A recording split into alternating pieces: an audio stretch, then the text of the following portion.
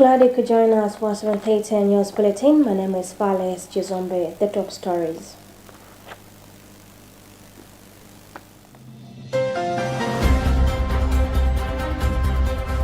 Pope Leo XIV appeals for peace as Middle East violence escalates. Malawi moves to protect national flag amid sanctions claims. Disability rights groups applaud inclusion of duty-free assistive devices in national budget. And in other news, Dubai shaken by Iranian airstrikes in retaliation for United States of America, Israel attacks.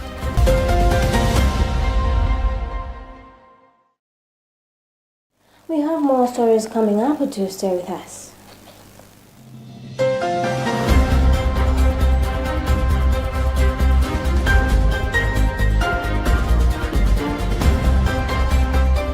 This Sunday, Angela's Pope Leo XIV voiced deep concern over the escalating violence in the Middle East following joint airstrikes by the United States and Israel on Iran.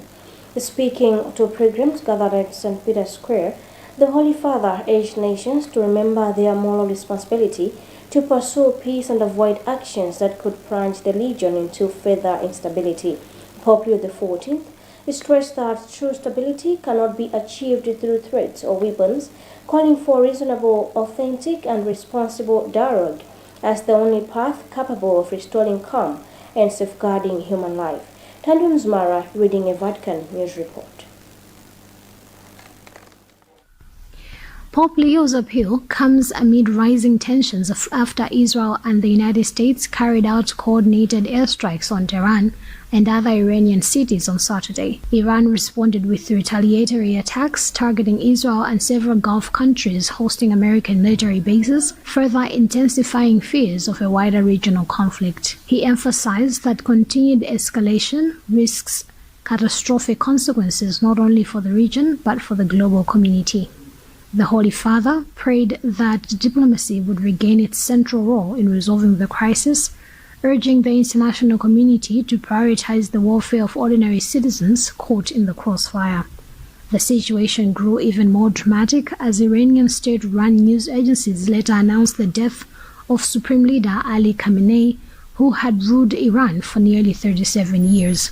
The development has added further uncertainty to an already volatile situation.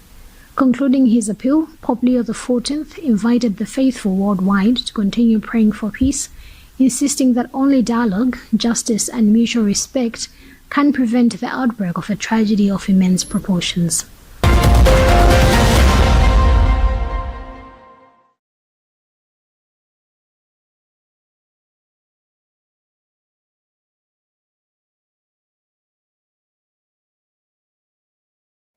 The Catholic Diocese of Mzuzu says preparations are on track for the World Mission Sunday centenary celebrations at St. Peter's Cathedral. The update came during a preparatory meeting on 28 February 2026, where committee members reviewed progress and finalized plans for the event scheduled for 3rd October. Bishop Right Reverend Johannes Hugo Nyilenda praised the dedication of all involved in the preparations and expressed confidence that the centenary celebration will be successful. Emmanuel Chocha reports. Describing World Mission Sunday as an important occasion in the Catholic Church devoted to prayer and support missionary work worldwide, Bishop Nyilenda said the Church decided to begin preparations early to ensure the event is well organized and meaningful. Bishop Nyilenda noted that World Mission Sunday has played a significant role in the growth of the Catholic Church in Malawi, citing construction of formation houses, priest residence, and schools among its contribution. He reminded the faithful to pray for missionaries serving in different countries, support missionary churches spiritually and financially, and reflect on their responsibilities to share the gospel. That we celebrate the World Mission Sunday Day, especially the 100 years of existence of this arm of the church.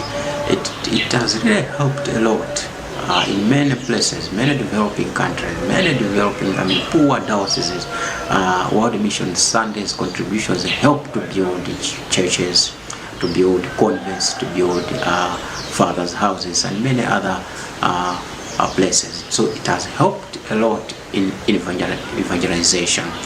Therefore, it is important that we mark this 100 very well, and also encourage all the Christians to give more, so that the World Mission is also empowered to assist more needy places or needy dioceses. Meanwhile, the Pontifical Missionary Society's PMS Director from Zuzu Diocese, Father Thomas Gondwe, commended the subcommittees for their dedication and hard work to ensure the event achieve its intended goals. The reports that were presented by every subcommittee, it shows clearly that people in different subcommittees are working, and today they came up with the budgets which have to be fine-tuned further so that we can come up with the budget for the event.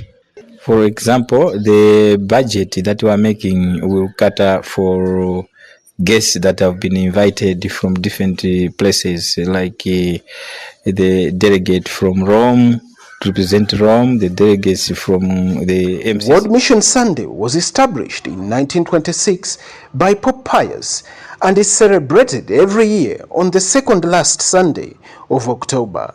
For Luntha News in Lilongwe, this is Emmanuel Juocha. The Malawi government says it has not authorized the use of its national flag on vessels linked to sanctioned Russian oil transportation, describing the development as fraudulent and a violation of international law. A spokesperson for the Ministry of Foreign Affairs, Charles Nkalamba, was responding to reports indicating that Russian-linked shadow-free tankers are forcibly flying the Malawi flag to evade international sanctions. According to Nkalamba, government has taken note of the reports but strongly distances itself from the alleged activities. Costas Kantameni reports. According to the reports, at least 24 sanctioned vessels last year transported Russian oil while posing as Malawian-flagged ships, raising concerns over the country's international reputation. Commenting on the issue, spokesperson of the ministry, Charles Nkalamba, said, Malawi does not condone or support the misuse of its flag for illegal activities. He says the ministry is currently engaging the international community through the International Maritime Organization IMO to address the matter, adding that Malawi is not alone in the ordeal, as more than 26 other countries have also had their flags forcibly used under illegal ship registrations. As such, right now the ministry is engaging the international community through the International Maritime Organization, where it will substantively address the matter with the international community. You may wish to know as well that it is not only Malawi that has fallen prey to these fraudulent registrations. There are over 26 other countries that have had their flags forcibly used or ships flying their flags under fraudulent registrations. As such, the IMO, with Malawi's active participation, is developing guidelines on the registration of ships with a view to cement the way international ship registrations are handled and to make it harder for fraudsters to penetrate in the future. The ministry says it remains committed to protecting the integrity of the Malawi flag and ensuring the country complies with international maritime laws.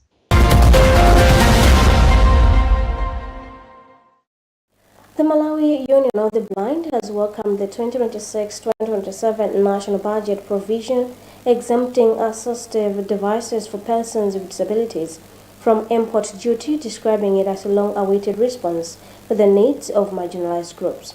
Executive Director Ezekiel Kumwenda said the move shows that the government, under President Arthur Peter Mutharika, listened to submissions from organizations representing persons with disabilities by prioritizing measures that promote inclusion, dignity, and equal participation in national development. Judy Fogan has filed this report, read in our studios by Gift Kalonga.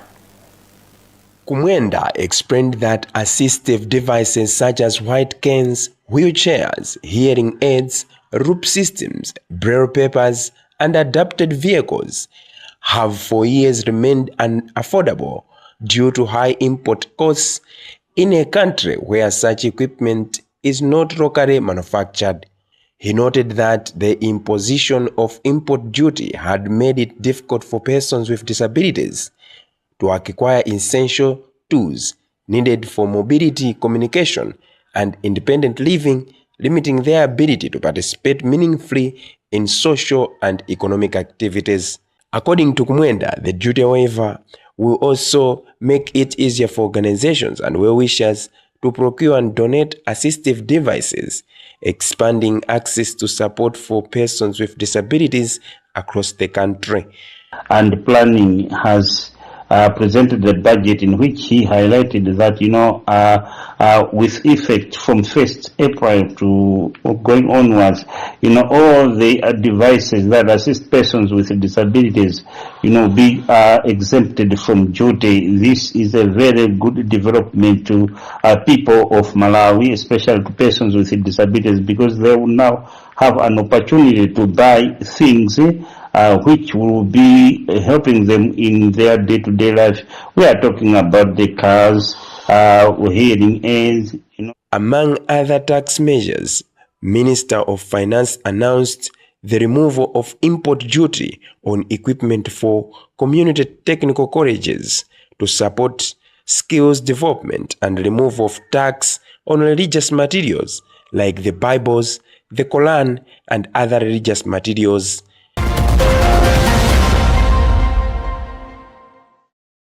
You are still watching news on Luntha television with me, Fales Chizombe. Another look at our top stories before we proceed.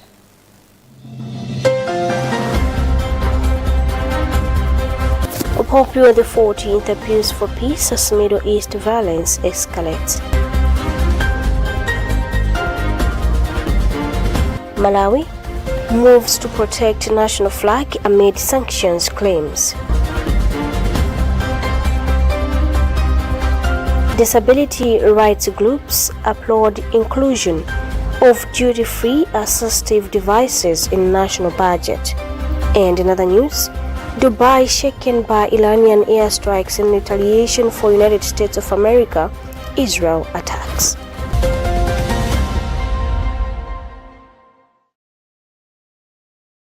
Still on the news, economic expert Abel Mwenebanda has described the implementation of budget reforms as an economic game changer, saying the move is expected to stimulate industry growth, create jobs, and strengthen the country's foreign reserve through increased local production. The expert was commenting on the Minister of Finance's directive that all uniforms for public agencies should be produced locally in Malawi instead of being imported. We have more in this report filed by Gift Kalonga. Economic expert Abel Mwenebanda said promoting local production is a major step towards boosting Malawi's economy. He explained that when local demand is met by Malawian suppliers, it creates jobs, supports industries, and increases tax revenues. Mwenebanda emphasized that producing uniforms locally will help conserve foreign reserves that would otherwise be spent on imports. He noted that keeping production within the country strengthens the economy and promotes sustainable growth. He also highlighted the value chain effect, noting that even farmers and small suppliers involved in uniform production will benefit. Mwenebanda added that when everyone in the value chain is supported, the entire economy grows. Safeguarding or indeed keeping the reserves, foreign reserves that were to be used to import such. And with that, it helps to promote the economy at large. You see, in the value chain of production of uniform, among others, there is a farmer who is in the village. And once we then have the value addition of that, and then also there is a demand for the same and supply is also met, what it means is that the farmer is supported and everyone involved, stroke of transportation and among others, That is how an economy, in this example, can be, built, or rather, the local industry and economy can be promoted and safeguarded in this regard. In his budget presentation, Minister of Finance, Economic Planning and Development, Joseph Mwanamveka, directed that all Malawi Defense Force and Malawi Police Service uniforms, as well as items such as peanuts, toothpicks, and many other, should be manufactured locally with no importation allowed. For Luntha News in Lilongwe, this is Gift Kalonga. Security expert Shalifu Kaisi has commended the government for issuing a travel advisory cautioning citizens against traveling to the Middle East and escalating hostilities between Iran and Israel. The advisory urges Malawians to avoid traveling or transitioning through the region, describing the security environment as volatile and unpredictable, with heightened risks to foreign nationals. Speaking to Luntha television, security expert Shalifu Kaisi described the government's action as both timely and responsible, saying it reflects a strong commitment to protecting citizens from potential harm. Alison Banda has filed this report. In a press statement released on Saturday, government, through the Ministry of Foreign Affairs and International Cooperation, said the situation in the Middle East remains highly volatile, with the risk of further military escalation. The ministry warned that the rising tensions could trigger sudden airspace closures, airport shutdowns, flight cancellations, widespread disruptions to international travel routes, developments that may leave travelers stranded or exposed to danger. Malawians living and working in the region have been advised to exercise extreme caution, remain vigilant, and avoid high-risk areas such as public gatherings and locations considered strategic targets. Security expert Sheriff Kaisi said advising those planning trips to cancel or postpone their travel is a prudent precaution given the rapidly evolving situation. He also argued Malawians currently in affected countries to remain in secure locations and avoid unnecessary movements until the tensions ease. It is not the time for Malawians to travel to Middle East, and perhaps that should be extended as well to those in the Middle East, that it's perhaps this is a good time now to start getting back home. The government has been sending, our youth for the employment in Israel in the program of labor export. I think this is a very dangerous time now. That should be cut out, as well as those who are there must be ensured that they are safe. If they are not safe, I think it's time to get back home.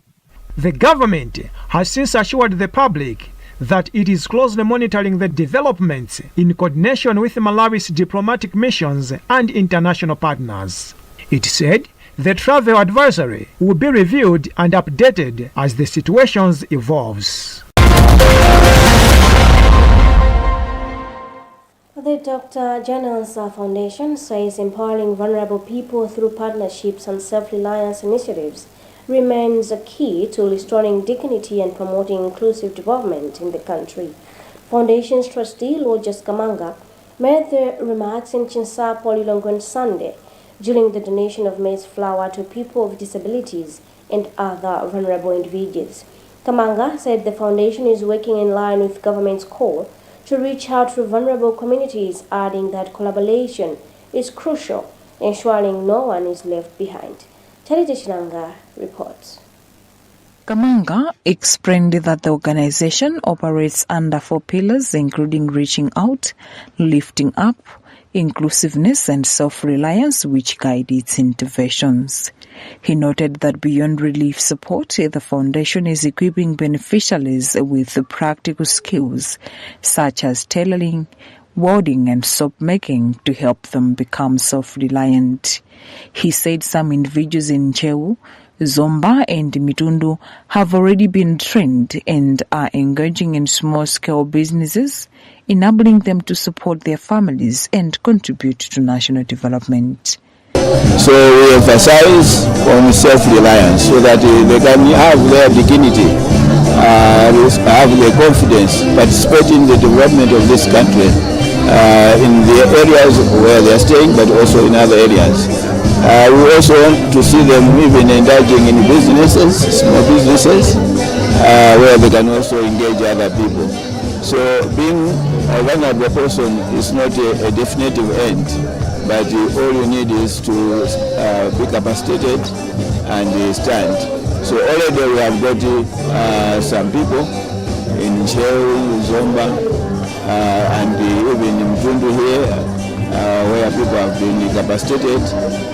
We also provide scholarship to some of our the needy people who can also receive a training of some kind. Yes. One of the beneficiaries, Josephine Benjamin, thanked the foundation for the assistance, describing it as a timely support for her family.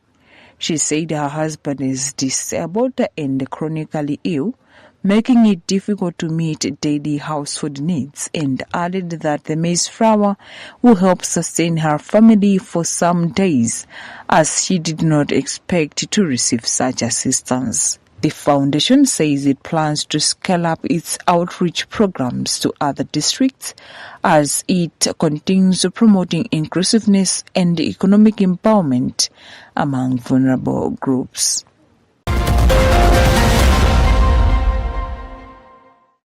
And in international news, officers in the Kenya Prison Service are set to receive a significant salary increase effective July 1st following an announcement by William Luntha.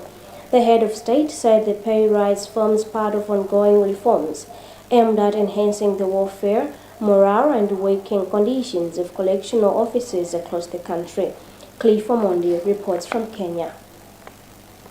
Officers serving under the Kenya Prison Service have received a significant morale boost after President William Ruto announced a new salary increment set to take effect from July 1st.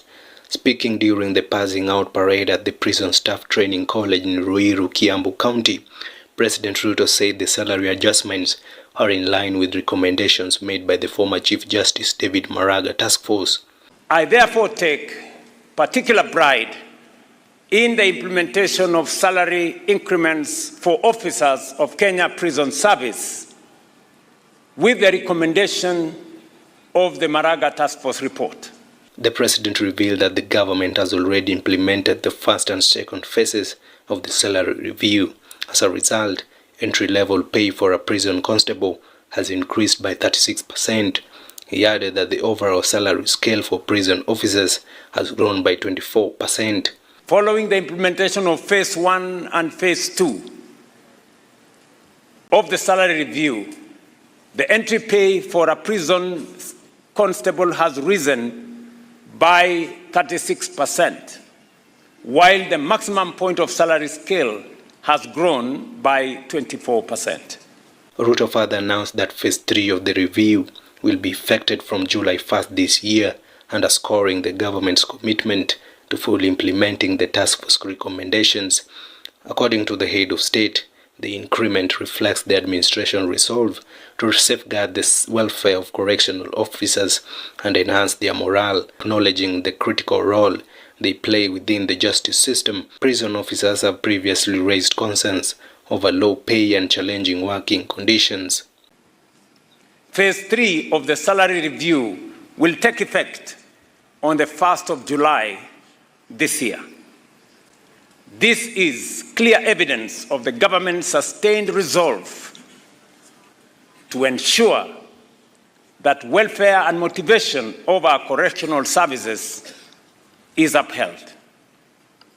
I'm pleased to note that the process is firmly on course for cabinet consideration in April 2026. The event was attended by senior government officials, including Interior Cabinet Secretary Kipchumba Murkomen.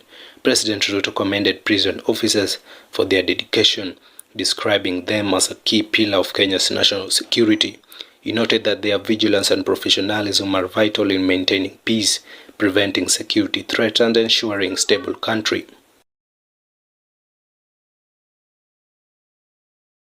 Still on international news, tensions in the Middle East have escalated dramatically after Iran reportedly launched retaliatory airstrikes that shook parts of Dubai, following earlier military actions by the United States and Israel. The strikes mark a significant expansion of hostilities, raising fear of a broader regional conflict that could destabilize global security and economic markets. The retaliation comes in the wake of coordinated attacks by the United States and Israel on Iranian-linked targets, actions that Tehran described as violations of its sovereignty. We have an Africa News report read by Tandiman Uzmara. Iranian officials warned that any aggression against the country would be met with a decisive and proportionate response, signaling that further escalation could follow. Explosions were reportedly heard in areas of Dubai, a major city in the United Arab Emirates known for its economic prominence and strategic location along key shipping routes. Authorities in the UAE moved swiftly to assess the damage and reassure residents, emphasizing that emergency services were fully mobilized and that critical infrastructure remained operational. Regional governments have expressed deep concern over the growing cycle of retaliation. Diplomatic channels are reportedly being activated to prevent further deterioration as Gulf states fear being drawn directly into a conflict between Iran and its adversaries.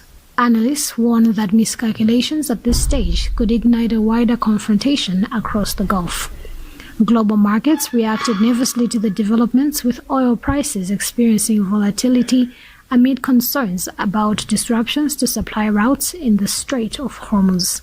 The waterway is a crucial artery for international energy shipments, and any sustained instability there could have far-reaching economic consequences worldwide. International leaders have called for restraint, urging all parties to prioritize dialogue over military action. That item concludes our today's news bulletin. Before we go, another look at the headlines.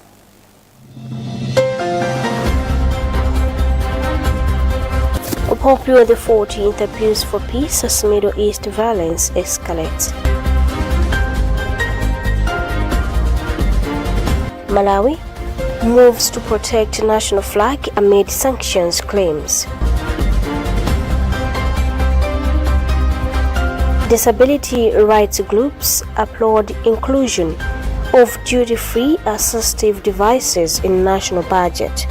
And in other news, Dubai shaken by Iranian airstrikes in retaliation for United States of America, Israel attacks.